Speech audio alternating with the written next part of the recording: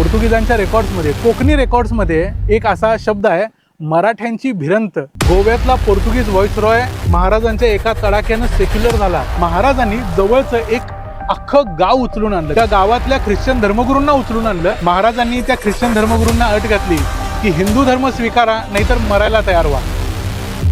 आता आम्ही गोव्यामधल्या बारदेशमध्ये आलोय. पूर्वी याला बारदेश म्हणायचे, अजून देखील म्हणतात. या बारदेशमधला हा माझ्या मागे दिसतोय, हा आहे कोलवालेचा किल्ला.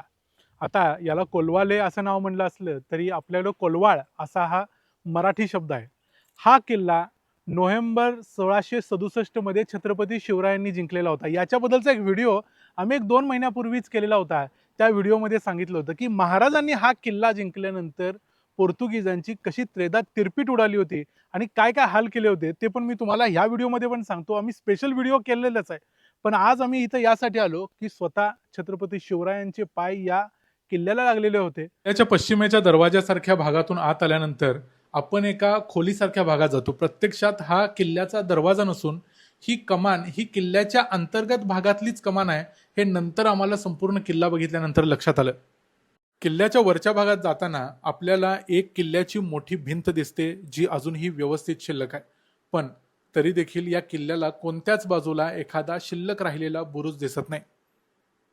किल्ल्याच्या वरती आल्यानंतर हा एक खोलीसारखा भाग दिसतो. ही एक मोठी खोली किल्ल्याच्या पहिल्या मजल्यावर आहे. किल्ल्याच्या एका बाजूला साधारणतः 200-300 मीटर अंतरावरती नदी आहे आणि उरलेल्या बाजूंनी खंदक काढलेला दिसतोय. संपूर्णपणे जांभ्या खडकातला हा किल्ला आहे आणि हा किल्ल्याचा आकार या साईडला सुद्धा इकडं किल्ल्याचा घेरच आहे, पण तो पूर्णपणे पडलाय आणि किल्ल्याला एका बाजूनं पूर्णपणे एक खंदक आहे. तो खंदक अजून सुद्धा दिसतोय जर इकडे खाली बघितलात तर तुम्ही.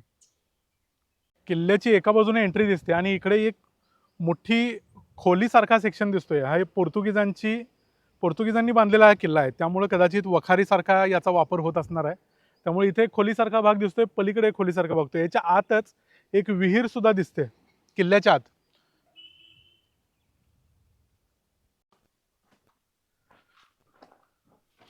किल्ल्याच्या आतल्या बाजूला म्हणजे पहिल्या मजल्यावर ही खोलीसारखी वस्तू आहे. साधारण 6-6.25 फूट आहे आणि रुंदीला एक 8 फूट आहे. कदाचित धान्याचं कोठार असावं, किल्ल्यावरती जी शिबंदी असेल त्यांच्यासाठीची. अर्थात किल्ला पोर्तुगीजांनी बांधलाय, त्यामुळे पोर्तुगीजांचा वापर वेगवेगळ्या इतर कारणांसाठी देखील असू शकतो. मी मगाशी म्हटलं तसं कदाचित वखारीसारखा देखील वापर होत असेल, त्यामुळं मसाल्याची पदार्थ, धान्य वगैरे इतर गोष्टी साठवायला देखील हा किल्ला वापरला जात असेल. त्यापैकीच ही गोष्ट एक असेल.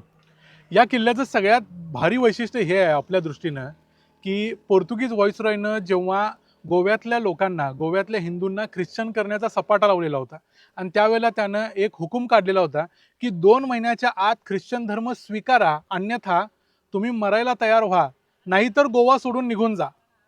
त्यावेळेला 2 महिन्याच्या आत शिवाजी महाराज मला वाटते ऑक्टोबर-नोव्हेंबरमध्ये इथं पोहोचलेले होते 1667च्या.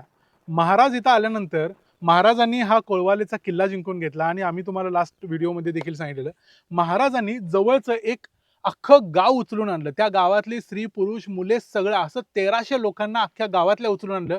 त्या गावातल्या ख्रिश्चन धर्मगुरूंना उचलून आणलं आणि त्यांना याच किल्ल्यावरती आणून कैद करून ठेवलं. महाराजांनी त्या ख्रिश्चन धर्मगुरूंना अट घातली की हिंदू धर्म स्वीकारा, नाहीतर मरायला तयार व्हा. ते ख्रिश्चन धर्मगुरू देखील ताठ होते. ते म्हटले की आम्ही ख्रिश्चन धर्म सोडणार नाही, हिंदू होणार नाही. त्यावेळेला असं म्हटलं जातं की महाराजांनी याच किल्ल्यामध्ये त्या 4ही ख्रिश्चन धर्मगुरूंचा शिरच्छेद केला. त्यामुळे या किल्ल्याचं आपल्या दृष्टीने महत्त्व हे आहे की त्यांना मारल्यानंतर गोव्याच्या पोर्तुगीज व्हाईसरॉयनं 2 दिवसात आपला हुकूम मागं घेतला आणि त्यानं सांगितलं की गोवा सगळ्यांसाठी आहे. गोव्यामध्ये हिंदू, ख्रिश्चन, मुस्लिम सगळे राहू शकतात. म्हणजे गोव्यातला पोर्तुगीज व्हाईसरॉय महाराजांच्या एका तडाख्यानं सेक्युलर झाला, असा महाराजांचा तडाखा होता. आणि महाराज त्यावेळेला या किल्ल्यावर आले होते. आपल्या महाराष्ट्रीयन लोकांच्या दृष्टीने किल्ल्याचं पावित्र्य, किल्ल्याचं महत्त्व किती आहे बघा. किल्ल्याच्या वरचा मजला जर बघितला तर कदाचित याच्यावरती हा एक मजला आणि अजून एक मजला असू शकतोय, पण तो पूर्णपणे कोसळला आहे. सगळे दगड पडलेले इकडे दिसत आहेत, मागच्या बाजूला दिसत आहेत. आता इकडची बाजू जर बघितली, या बाजूला सुद्धा किल्ल्याचाच भाग आहे संपूर्णपणे, पण तरी देखील या बाजूला अक्षरशः काहीच दिसत नाही. किल्ल्याचा जो सगळ्यात महत्त्वाचा दर्शनी भाग आहे तो इथंच आहे आणि जे मोठं गोडाऊन सारखा जो एरिया आहे तो या ठिकाणी आहे, म्हणजे किल्ल्याच्या पुढच्या बाजूला इकडं. ह्या किल्ल्यावरती रस्त्यावरच आहे किल्ला. तुम्ही या साईडला जर बघितलं तर रस्ता दिसतोय, कोलवाळे गावातनं हा रस्ता येतोय. या रस्त्यावरून लोक जातात येतात. किल्ला पूर्णपणे पडझड झालेला आहे. जवळजवळ 70% किल्ला पडलेला आहे. काही वास्तू शिल्लक आहेत, काही गोष्टी शिल्लक आहेत. पण महाराजांचे इथं पाय लागले म्हणून आपल्या दृष्टीनं महत्त्वाचं आहे. गोव्याच्या सरकारच्या दृष्टीनं कदाचित नसेल महत्त्वाचा, पण महाराष्ट्र सरकारने याची दखल घ्यायला पाहिजे. महाराष्ट्र सरकारनं पुढे येऊन या किल्ल्याचं संवर्धन करायला पाहिजे. महाराज इथं आले होते, 3 दिवस महाराज या किल्ल्यावरती होते असं सांगितलं जातं. मग या 3 दिवसांमध्ये महाराजांनी किल्ल्याची व्यवस्था लावली असेल, इतर गोष्टी केल्या असतील, त्याबद्दलचे कागदपत्र आपल्याकडे जास्त मिळत नाहीत. पण कोकणी आणि पोर्तुगीज डॉक्युमेंट्समध्ये पिसुर्लेकरांनी काही डॉक्युमेंट्स काढलेले आहेत. तो हुकुमनामा वगैरे पिसुर्लेकरांनी काढलाय की कशा पद्धतीनं तो हुकूम मागे घेतला पोर्तुगीज व्हाईसरॉयनं. त्यामुळं आपल्या दृष्टीनं हा किल्ला महत्त्वाचा आहे आणि आपण त्याची निगा राखली पाहिजे. आणि त्यासाठी तुम्हा सगळ्यांना, जे लोक व्हिडिओ बघतात त्यांना आमची ही विनंती आहे की मराठी लोकांनी गोव्याला आल्यानंतर या किल्ल्यावरती आलं पाहिजे. हा किल्ला आपल्यासाठी तेवढाच पवित्र आहे जेवढ्या आपल्याकडं महाराष्ट्रातले पन्हाळा, रायगड, राजगड हे किल्ले पवित्र आहेत. किल्ला जरी पोर्तुगीजांनी बांधला असला तरी महाराज इथं आले. महाराजांनी इथं येऊन पोर्तुगीज व्हॉइसरॉयला एक धडक दिली, त्याला एक इशारा दिला.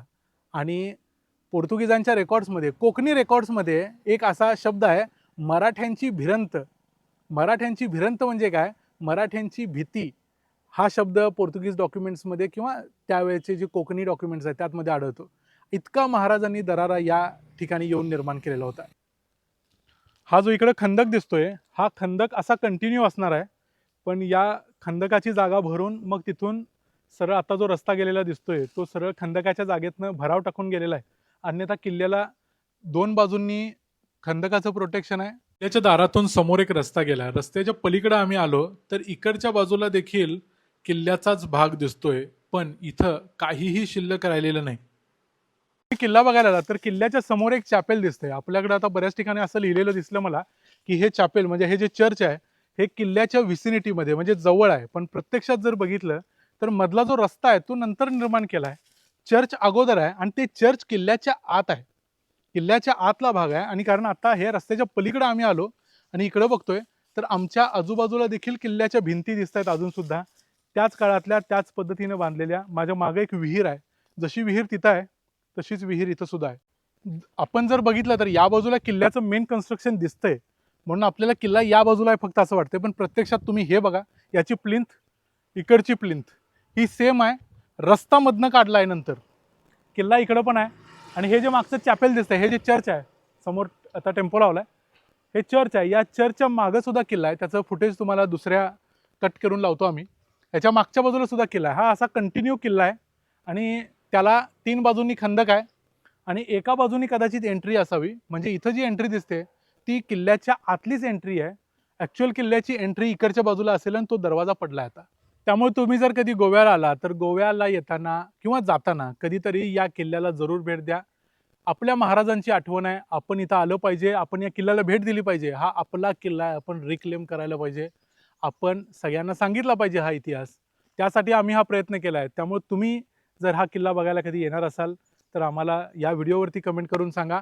आणि जर कधी येऊन गेला हा व्हिडिओ बघितल्यानंतर तरी देखील आम्हाला सांगा, जेणेकरून आम्हाला कळेल की किती महाराष्ट्रातली माणसं इथंपर्यंत पोहोचतात. हा व्हिडिओ तुम्हाला कसा वाटला ते आम्हाला कमेंट्समध्ये सांगा. व्हिडिओ आवडला असेल तर व्हिडिओला लाईक करा, चॅनलला सबस्क्राईब करा.